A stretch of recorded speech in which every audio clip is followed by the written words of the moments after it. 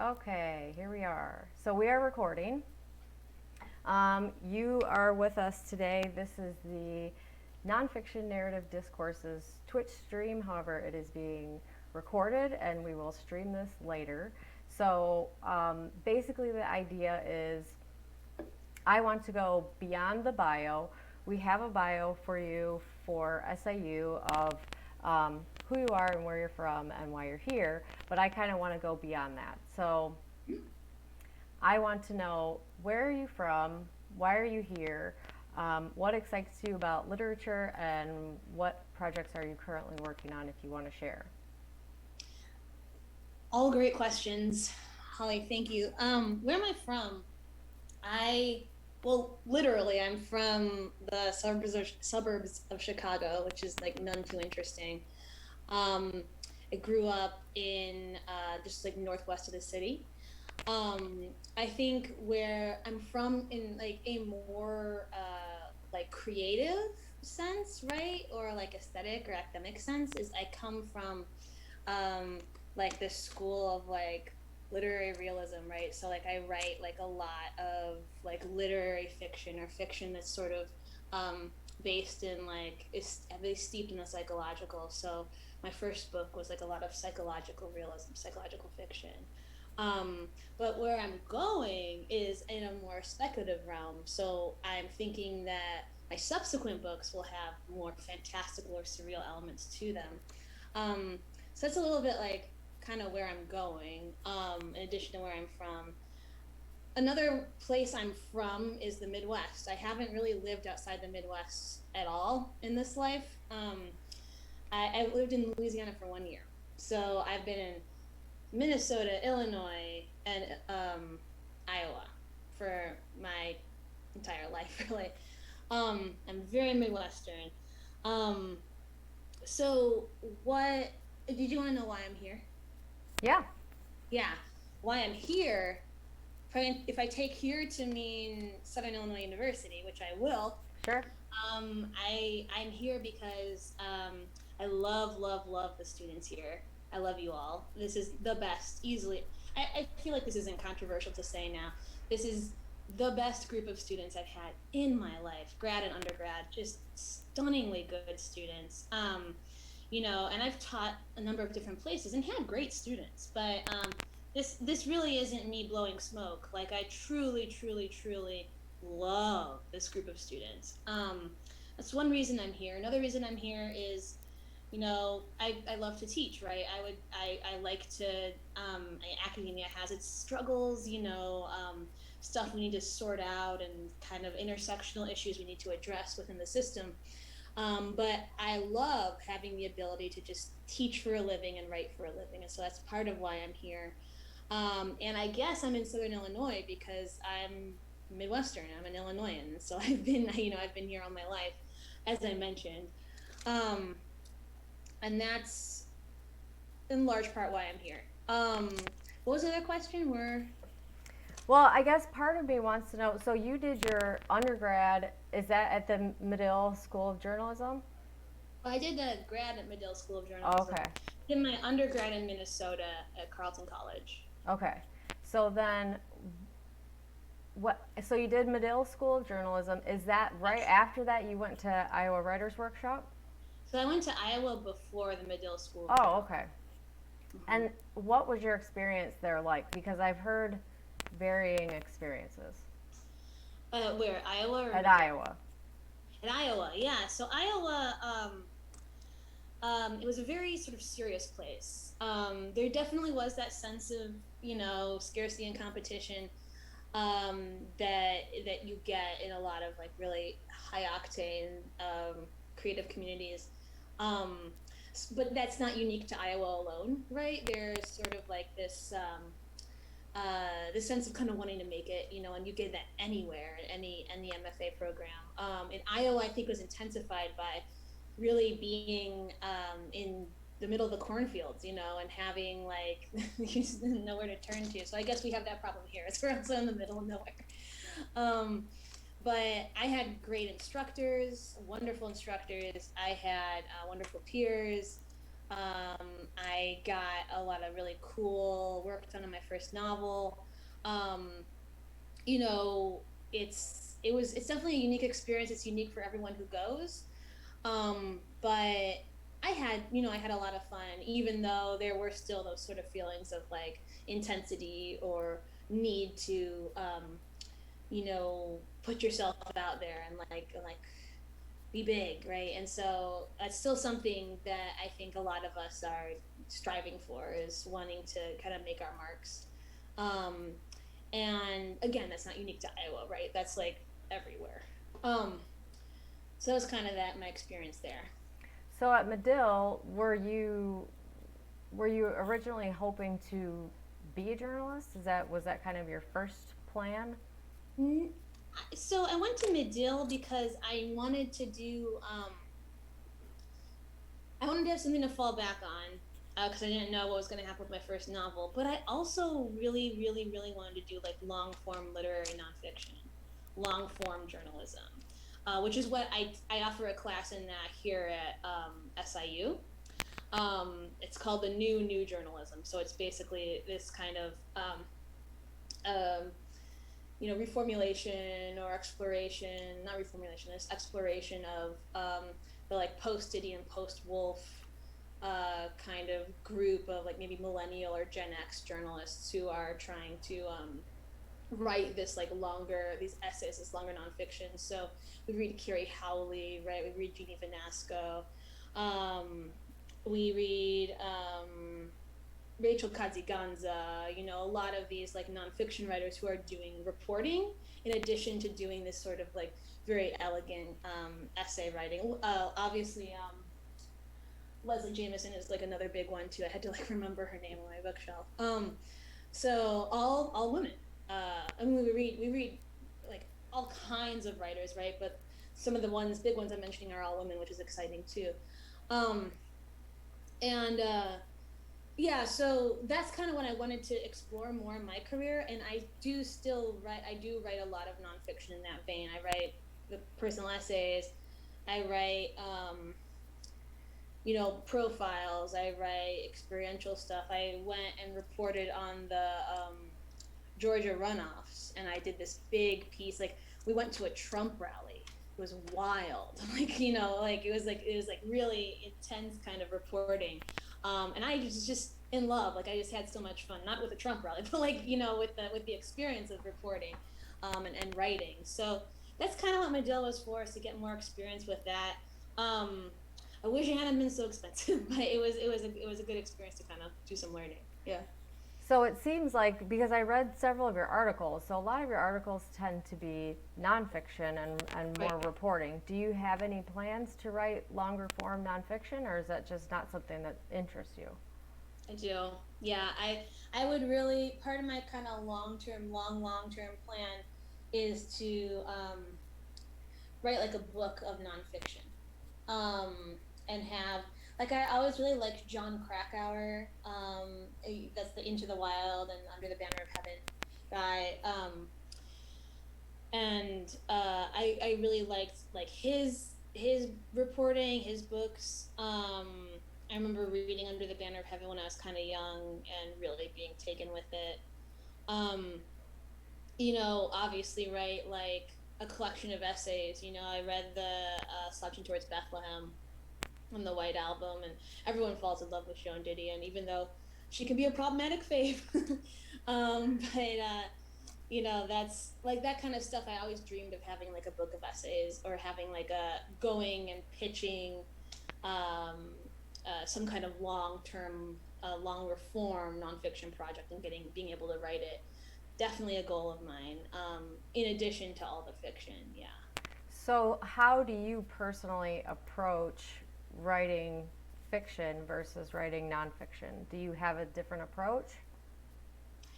Um, well, that's a really good question. I approach writing fiction as huh, fiction. I think there's more discipline to it, because you're creating worlds and characters and so forth out of whole cloth. So yeah, fiction. I think I have um, there's more mapping out. There's more like blueprinting and architectural kind of thinking that goes into a fiction project, whether it be a short story or a novel. Whereas nonfiction, a lot of the material is already there. A lot of the stuff has already happened. Some of the stuff's already been written, and you're kind of doing that research and you're pulling from other sources. So I would say that, yeah, fiction, my approach to fiction is, I think there's a little more, maybe, how should I put this? There's a little bit more kind of conscious exploration involved. Whereas nonfiction is just sort of like, we know how to do this, right? We've researched, I've been researching and writing since I was made to research and write as a freshman in college, or in high school even. And those skills and those habits kind of carry with you, and you start to get more serious about the craft. But fiction, it's hard to teach. It's hard to approach fiction in the same way. You just gotta go with your gut. So that kind of brings me to my next question of, just because I'm personally curious about different writers' methods, because I think that all writers have their own methods. So, and I'm just curious about your methods in particular when you're writing fiction, and like that blueprinting that you were just discussing. How exactly are you doing that for yourself? How are you keeping track of things? Are you do you have your butt in the seat for 8 hours a day, or are you writing, half hours at a time, or do you only write at night, or, I'm just curious about your method. Yeah, that's a great question. I think so. I gave a little bit of an inkling of it in that 504 I gave the other day. Yes. When I said, like, it's a cycle, it's a rhythm, right? Where it's this sort of like the trigger, the poetic trigger, the creative trigger, and then letting the rumination, the writing, and then you begin the cycle anew. For me, what that actually looks like, right, is intense concentrated periods of a lot of writing, and then periods where I kind of let things marinate. So I'm in a marination period right now, so I'm not working on any fiction whatsoever. I'm not writing any fiction. When I do write fiction, it's an obsession. So it's sort of like I wake up. It's a really good feeling, actually. I wake up and I start writing at maybe 9 a.m. and I'll take a break at 1 p.m. and then I'll keep writing until 7 p.m. So it's a marathon kind of experience. And sometimes it happens maybe to the exclusion of my other responsibilities, because it becomes an obsession. And I think what I was trying to say in the 504, right, is whatever rhythm you get to, you find yourself sort of settling into, as long as you're mindful, right, of that cycle and how the cycle works, is totally acceptable. Totally acceptable. It's just sort of like, if you don't have your butt in the seat for 8 hours a day, but you do write in concentrated bursts, great. If you do have your butt in the seat, great. I am not a proponent of butt in the seat if you find yourself being frustrated or intimidated, or you feel like you're just producing garbage, that you don't feel confident about. I'm not a proponent of that, right? People say, like, no matter what, just get words on the paper, even if they're bad. Well, that can take a toll on the spirit, right? You know what I mean? To be uninspired and to try to write every day. Again, if writing every day inspires you, more power to you, right? But my process looks a lot different than that, and I've gotten to a point where I'm very comfortable with it. Yeah, so and I guess I kind of wanted to know, so when you're writing your own fiction, is there a certain device that you're using to help keep track of characters, to help keep track of plot lines, to help keep track of what you've mentioned in time as far as flash forwards or flashbacks? Is there do you chart things? Do you keep Postits on the wall?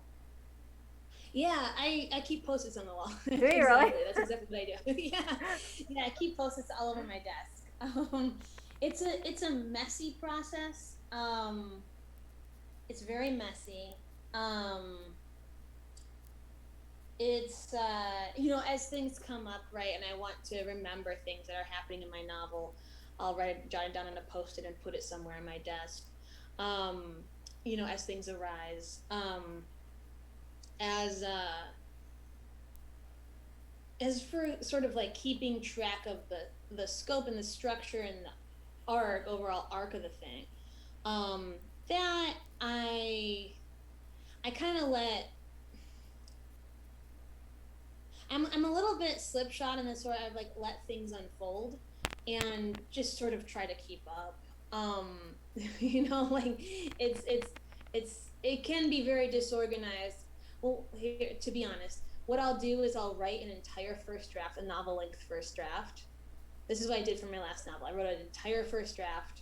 I gave it to my agent. He was like, "Ugh, can't sell this," and so and so I rewrote the entire thing word for word, and then he's like, "Aha!"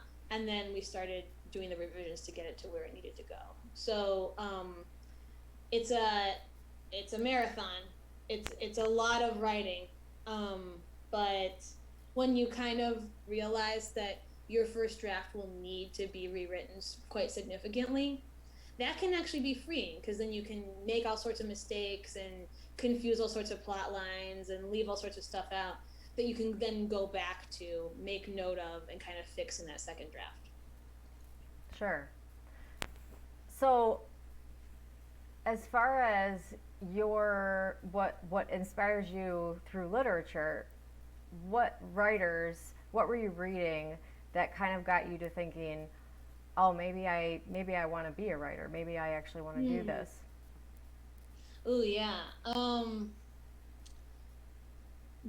This answer is so cliche. I read. I was really into Dubliners. As a kid, I was really into short story, like good sort of solid short story writing. Remember reading The Dead, Ivy Day in the Committee Room, A Little Cloud. Um,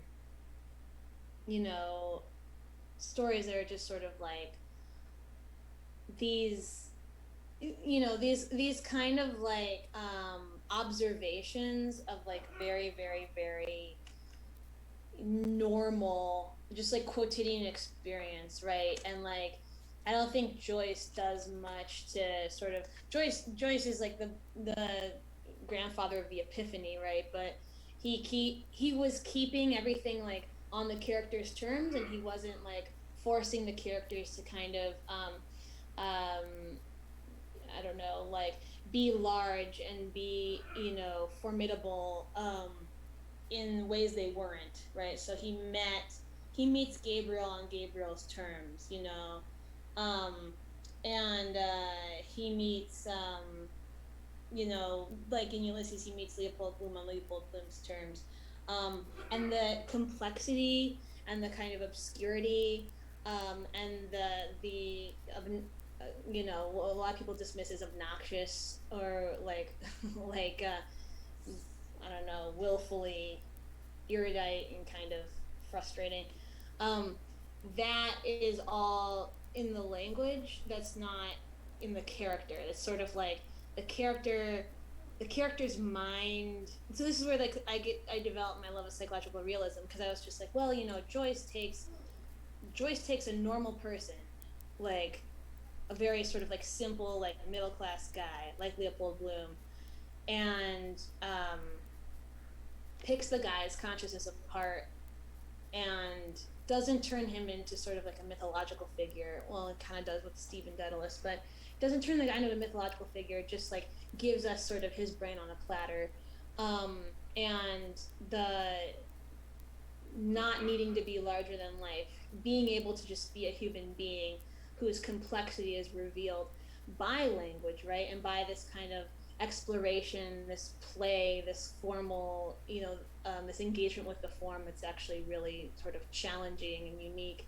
That made me really want to write. And, I'm not a genius like James Joyce, right? I don't know 6 languages. I tried to, but I don't know 6 languages.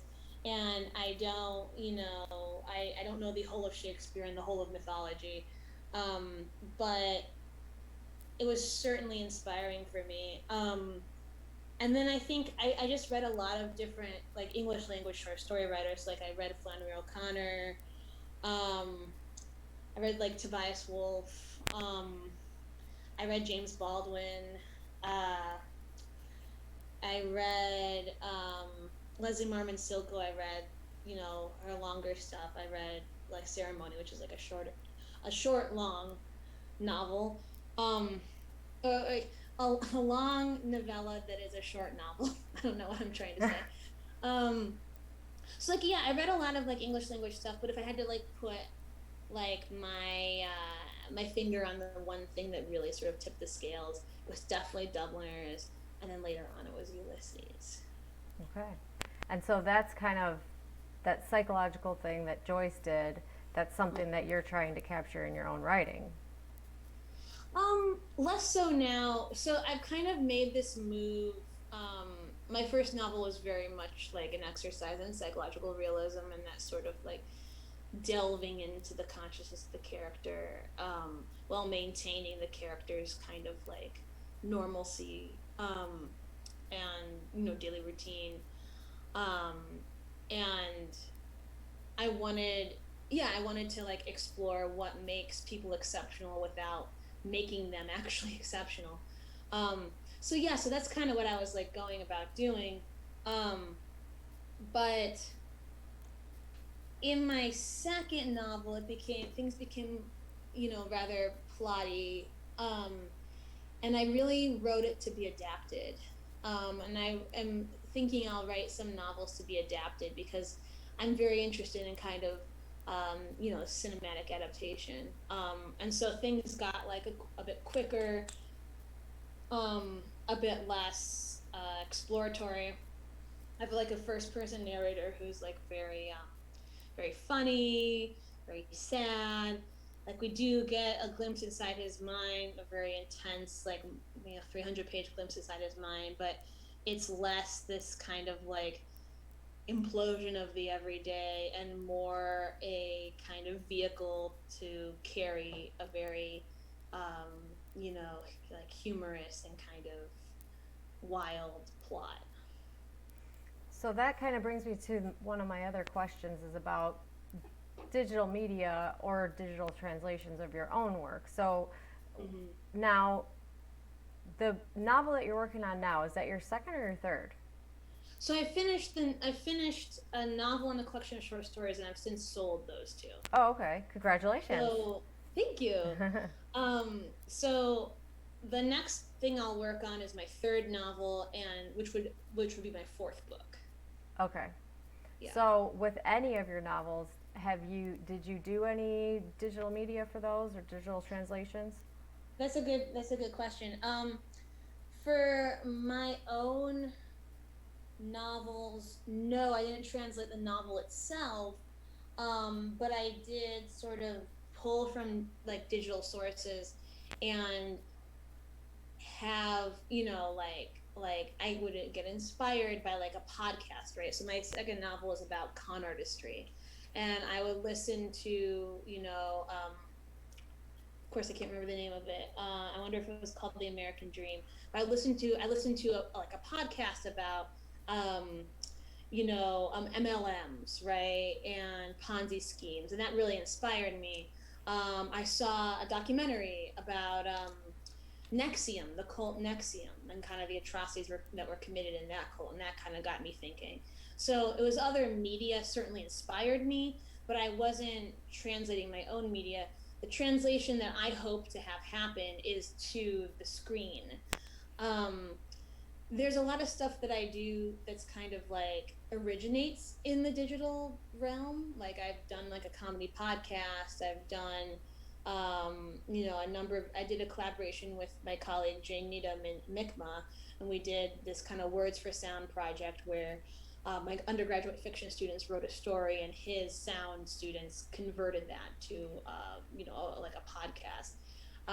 So that was really fun. So I do kind of stuff like that, but the writing itself tends to be does not tend to be digital. It tends to be, the inspiration tends to be digital. Gotcha. Okay, so you've not done any. I think it seems like there's some people that I've known, graduates, who have written their own work and also created kind of trailers for their own work, video Yeah. trailers, that sort of thing. So you haven't attempted that yet. Oh, I haven't created video trailers, but I've created so many playlists. Yeah, so many playlists. Yeah, and I saw Mandy and Sarah's video trailers, and I thought it was so great. It would be so fun to create something like that. So that it's not something I've attempted yet, but it's something I would be very much interested in attempting in the future. Yeah.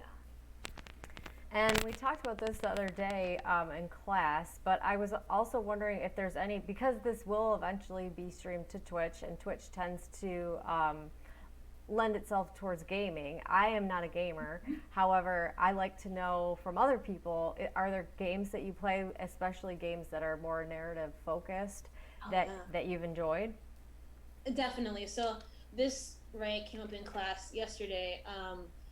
Jacob brought up the Stanley Parable, which is a game I absolutely love, and it's this sort of Kafkaesque, um, um, Gilliam-esque, like blend or not blend. It's a story of an office worker who is kind of trying to find his way out of the office, and every way is a dead end, right? And it's sort of like, oh, the absurdity of late capitalism, and also like fatalism. We have no free will or something, where everything's determined for us. And it's a very cynical game. It's a very nihilistic game. I don't share those views, but I find playing the game very fun. I find it very funny. Um, I teach a lot of Twine games. There's a really prolific Twine creator named Porpentine. She's a trans woman who makes games about the trans and queer experience. And, they're very sort of like out there and intense, and they contain, a lot of, sort of like themes about like discovering, like embodiment and sexuality, and sort of like discovering one's transness.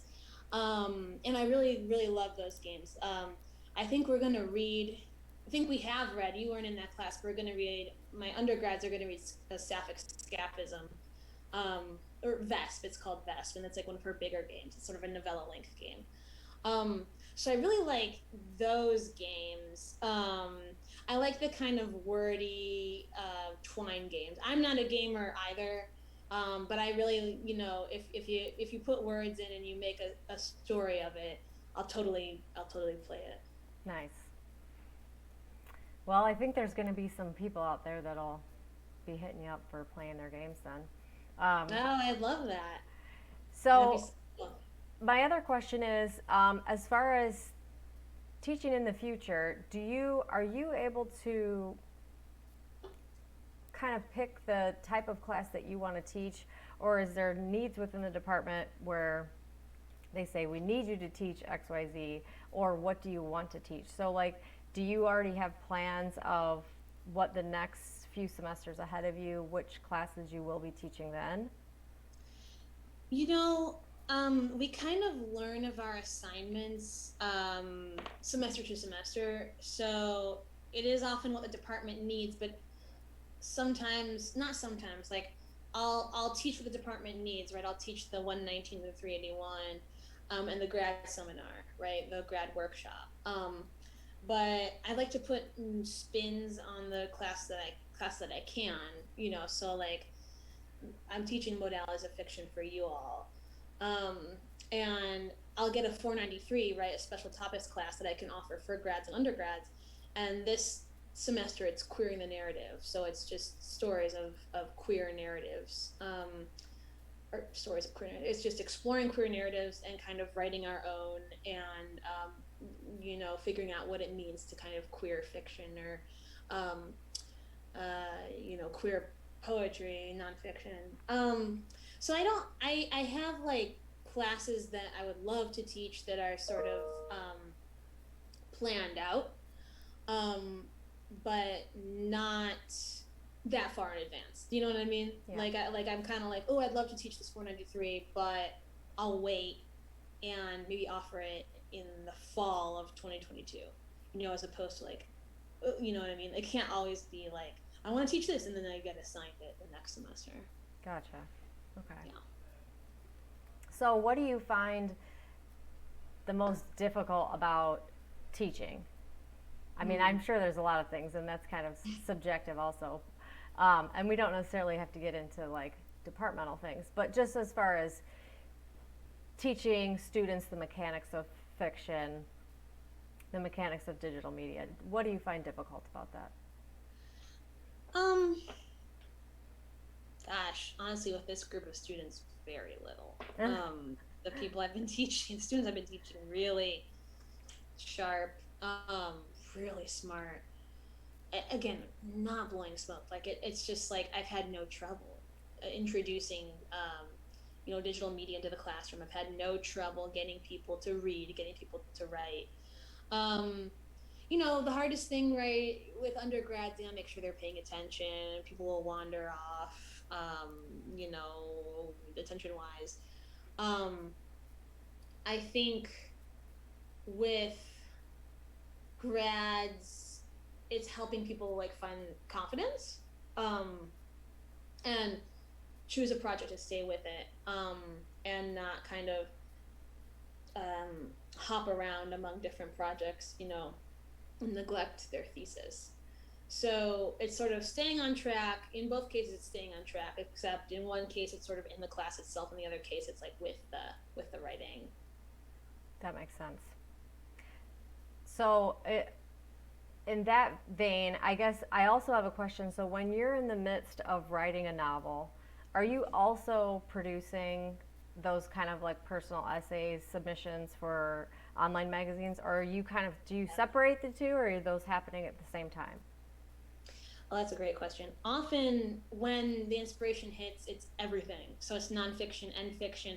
And recently, the one thing that happens in the lulls where I'm not writing like hardcore nonfiction and fiction, is I'll write poetry. I've begun to write poetry. It's fun. I haven't written many poems, but and I'm no Judy or Allison, but I'll write some poetry in the interim, and it feels really good.